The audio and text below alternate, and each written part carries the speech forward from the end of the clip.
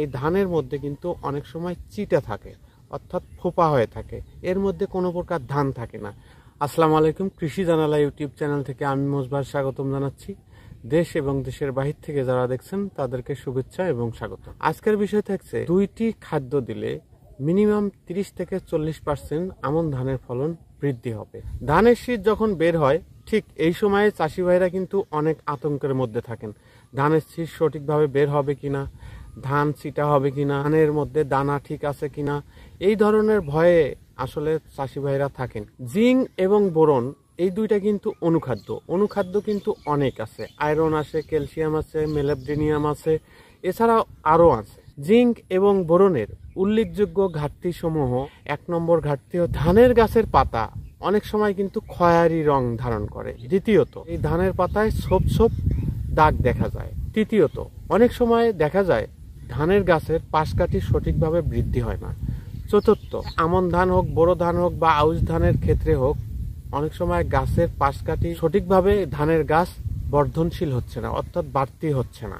5 নম্বর, এছাড়াও দেখা যায় যে অনেক সময় ধানের শীষ যখন বের হয়, এই ধানের শীষ বের হওয়ার সময় এই ধানের মধ্যে কিন্তু অনেক সময় চিটা থাকে, অর্থাৎ ফোপা হয়ে থাকে, এর মধ্যে কোনো প্রকার ধান থাকে না। যদি জিঙ্ক এবং বোরনের ঘাটতি থাকে ধানের জমিতে সবসময়, সেক্ষেত্রে কিন্তু ধানের জমির ফলনটা অনেক কম হয়। ধানের জমিতে এই ধরনের লক্ষণগুলো যখন দেখা যায় তখন অনেক চাষি ভাইরাই করেন কি, ছত্রাকনাশক এবং অনেক সময় কীটনাশক প্রয়োগ করে থাকেন। এতে কীটনাশক এবং ছত্রাকনাশক দেওয়ার ফলেও ধানের জমির এই লক্ষণগুলো সমাধান হয় না। কেন সমাধান হয় না? জমিতে যদি জিঙ্ক বোরনের ঘাটতি হয়, সেক্ষেত্রে আপনার ছত্রাকনাশক দিয়েও কাজ হবে না, কীটনাশক দিয়েও কাজ হবে না। সেক্ষেত্রে আপনাকে ধানের জমিতে প্রপারলি কেয়ার নিতে হবে, জিঙ্ক এবং বোরন স্প্রে করে দিতে হবে, তাহলে এই সমস্যা সমাধান হবে। বোরনের অভাবজনিত লক্ষণ, অনেক সময় বোরনের যদি অভাব হয় ধান চিটা হয়, এবং অনেক সময় গাছ ছোট বড় হয়, এবং অনেক সময় ধান ফলে না, এবং সঠিকভাবে ধানের গর্ভ অবস্থা থেকে বের হয় না। এই কারণগুলো যদি দেখা যায় তাহলে অবশ্যই বোরনের অভাবজনিত কারণে এই ধরনের সমস্যাগুলো ধানের জমিতে হয়ে থাকে। ধানের জমিতে যখনই বোরনের অভাব দেখা যাবে তখন 16 লিটার পানিতে মিনিমাম 20 থেকে 24 গ্রাম বা 30 গ্রাম ষোলোবার বোরন নিয়ে ধানের জমি ভিজিয়ে স্প্রে করে দিবেন।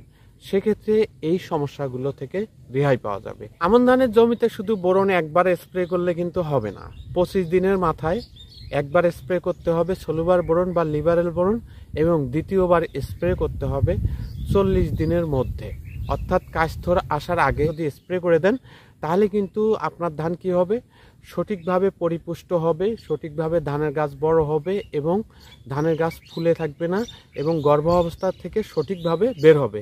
এতে করে ধানের ফলনটা বৃদ্ধি হবে। জিঙ্কের ঘাটতি দেখা যায়, তাহলে জিঙ্ক 2বার স্প্রে করতে হবে। 2বার কখন? প্রথমত 20 থেকে 25 দিনের মধ্যে প্রতি লিটার পানিতে 1 থেকে 2 গ্রাম হারে, এবং 35 থেকে 40 দিনের মধ্যে আবারও দ্বিতীয়বার থেকে 2 গ্রাম হারে সিলেটেড জিঙ্ক আপনারা স্প্রে করে দিবেন ধানের গাছ ভিজিয়ে। অনেক চাষি ভাইরা হয়তো বা বলতে পারেন যে ষোলোবার বোরন এবং সিলেটেড জিঙ্ক একসঙ্গে স্প্রে করা যাবে কিনা। হ্যাঁ, 100% স্প্রে করা যাবে। এই দুইটা অনুখাদ্য আপনারা ধানের জমিতে মিশ্রিত করে স্প্রে করতে পারেন, তাতে কোনো সমস্যা নাই। তবে অবশ্যই সকাল থেকে 11টার মধ্যে স্প্রে করলে ভালো, এবং বিকেল 3টা থেকে সন্ধ্যার আগ পর্যন্ত যদি ধানের জমিতে অনুখাদ্য দুইটা স্প্রে করেন তাহলে মিনিমাম 30 থেকে 40% ধানের ফলন বৃদ্ধি হবে। অনেক চাষি ভাইরা হয়তো বা বলতে পারেন যে জিঙ্ক এবং বোরন যদি না দেয় তাহলে করণীয় কি? এজন্য আপনারা কি করবেন, ক্যালসিয়াম প্রয়োগ করতে পারেন, অথবা ডোলোমাইট চুন প্রয়োগ করতে পারেন। ধান রোপণের মিনিমাম 7 দিন আগে যদি ডোলোমাইট পাউডার বা ডোলোচিন বা ক্যালসিয়াম 33% বিঘাতে 40 থেকে 132 কেজি যদি প্রয়োগ করেন তাহলে কিন্তু এই ধরনের সমস্যাগুলো দেখা যাবে না। সরিষার খোল প্রয়োগ করেন 8 থেকে 12 কেজি বিঘা প্রতি হারে, তাহলে কিন্তু এই জিঙ্ক বা বোরনের অভাবজনিত লক্ষণগুলো খুব কম বা সীমিত, অনেক সময় নাও দেখা দিতে পারে। এতে করে হবে কি, ধানের পিএইচ লেভেলটা স্ট্যান্ডার্ড লেভেলে থাকবে। এতে করে ধান সঠিকভাবে বেড়ে উঠবে, ধানের গাছ এবড়া থোবড়া হবে না, ছোট বড় হবে না, পাশকাঠি দ্রুত বৃদ্ধি হবে, এবং ধান চিটা হবে না। এতে করে ওজনটা ভালো হবে, কীটনাশক এবং ছত্রাকনাশকের পরিমাণ কম লাগবে, তাতে করে ধানের ফলনটা ভালো হবে। ভালো থাকবেন, সুস্থ থাকবেন। আসসালামু আলাইকুম।